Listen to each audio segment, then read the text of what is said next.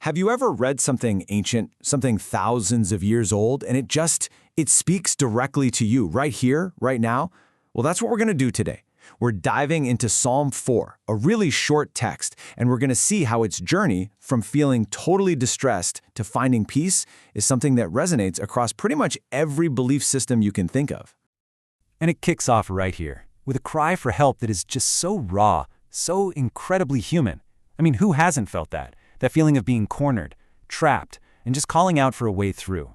This one verse, right at the beginning, it sets the entire stage for a journey from total turmoil to a real sense of calm. So, here's how we're going to walk through this. We'll start with that universal cry for help. Then, we'll get to this fundamental choice we all have to make between truth and illusion. From there, we'll explore a pretty practical path to inner peace. And finally, we'll see where it all leads, a state of real, genuine joy and security. All right, let's kick things off with Part 1, a universal cry for help. This is ground zero. It's where the journey begins for pretty much everyone, right? In that moment of distress, that feeling of being stuck and just needing a way out. Now, what's really cool about how we're going to do this is the sheer variety of viewpoints we'll be using. We're looking at this journey through 9 totally different lenses. We've got major world religions, spiritual paths, and even modern secular perspectives like agnosticism and atheism. This amazing cast of viewpoints is what's going to help us see the universal themes really pop. So when the psalm says, "Hear me when I call," what does that actually mean? Well, from Muhammad's perspective, it's a direct line to a God who is always listening. For an atheist, it's about reaching out to your community, your friends, or digging deep and finding strength in yourself. And from a Buddhist standpoint, it's the mind itself yearning for freedom from its own suffering. See? 3 different paths, all starting with that exact same human need. From Muhammad's perspective, the emphasis is on that direct connection. The real key here is sincerity.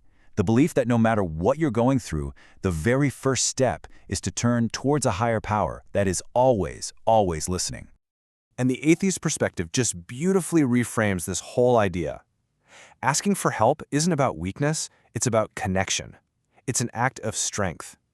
Reaching out to friends, family, or a professional, that's how you build resilience, by sharing the load. This one just brilliantly illustrates the internal nature of this whole quest from a Buddhist viewpoint. That call for help isn't shouted outward. It's an internal act of intention. It's about pointing your own mind toward freedom. The idea is that clarity doesn't come from somewhere else. It comes from changing your own focus. Okay, so let's move to Part 2 and see how this all builds. Because after that cry for help, a challenge appears, choosing truth over illusion. This is really the central conflict of the whole psalm. It's the big turning point in the journey. The text asks, "How long will you love vanity and seek after leasing?" Leasing is just an old word for falsehood or lies. And look at how all these different interpretations land on the same point. Jesus frames truth as the key to freedom. The agnostic view sees it as a civic duty to fight against lies. And from Krishna's perspective, it's about rejecting Maya, or the great illusion, so you can live in clarity. No matter how you slice it, they all agree. Choosing truth is absolutely fundamental. This quote from the Buddhist perspective just gets right to the heart of it. It's not just about not telling lies to other people. It's about actively letting go of the illusions we tell ourselves about our lives, our ego, our desires. That's where the real freedom is.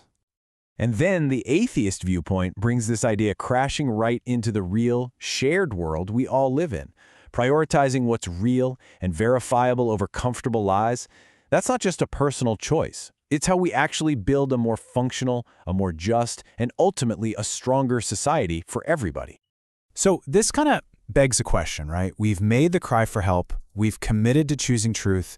So if we choose truth, what comes next? How do we actually walk the path? And that leads us right into our third section, the path to inner peace. This is the how-to guide. It's the practical, internal work that the psalmist says we have to do. So the psalm actually gives us this really clear 3-step path. First, find assurance. Know that you are heard. Second, take time for quiet self-reflection to commune with your heart. And third, translate that inner work into right action out in the world. It's a powerful sequence, isn't it? Assurance, then reflection, then action. And it's so fascinating to see these steps interpreted in different ways. In the Bahá'í faith, sincerity is what makes your voice heard. The agnostic view translates this into the social world. Your integrity earns you a hearing from others, and taking a moment of stillness keeps you from making foolish mistakes. And in Eckankar, it's all about aligning yourself with a divine harmony to make sure your call gets answered. I absolutely love this piece of practical wisdom from the atheist viewpoint. The instruction to commune with your heart and be still is seen as just timeless advice on emotional regulation. Pausing, calming down, thinking before you act, that's the ultimate safeguard against doing something you'll regret later. And here's the spiritual side of that exact same coin, from the perspective of Bahá'u'lláh. That same act of being still and silent isn't just about avoiding mistakes, it's about creating the space you need to hear a deeper wisdom, a kind of guidance. It suggests the answers are always there if we can just quiet all the noise for a minute to actually listen. So after the cry for help, after choosing truth, and after walking that path of reflection and action, where does it all lead? What's the end game?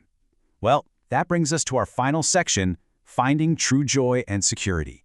This is the journey's resolution. You know, the psalm makes this really fascinating comparison. It talks about a gladness in my heart that's way bigger than the joy someone feels when their corn and their wine increased, or in modern terms, when their bank account is full and their career is taking off. It's drawing a super clear line between that external, temporary kind of satisfaction and something much, much deeper, something lasting and internal. And once again, just look at how all our different perspectives point to the exact same conclusion. For Moses, God's presence is the real wealth. The atheist perspective confirms that genuine, lasting happiness comes from our inner life and our relationships, not from the stuff we own. And for the Buddha, the absolute purest joy is found in being free from craving all that stuff in the first place. The psalm ends with this beautiful image: I will both lay me down in peace and sleep. Now, this isn't just about being tired at the end of the day. It's about a profound state of security. It's the ability to truly, deeply rest because you feel safe, a feeling that might come from faith in divine protection, or trust in your community, or just a powerful sense of inner calm. And this final piece of wisdom from the Buddhist viewpoint, it just ties everything together perfectly. The external ability to rest safely, to feel secure, it's all built on an internal foundation. If you can cultivate that inner calm, you can find an unshakable rest no matter what's going on around you. That is the ultimate source of security. So we end by turning the central question of the psalm right back to you. After the call for help, after all the noise of the world, after all the striving, what happens when you actually follow that advice to be still? In that silence, what does your heart say?